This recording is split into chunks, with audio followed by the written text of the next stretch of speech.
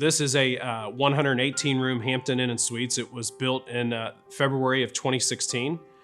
Cincinnati is a temperate climate, but it's cold in the winters and hot in the summers. And so we have days here sometimes in January, they're negative 10 degrees Fahrenheit.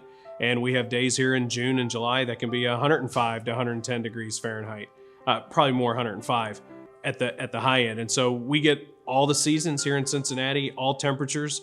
And we've had 14 tankless Rinnai units here since 2016. And we've never had an issue with delivering hot water to our guests.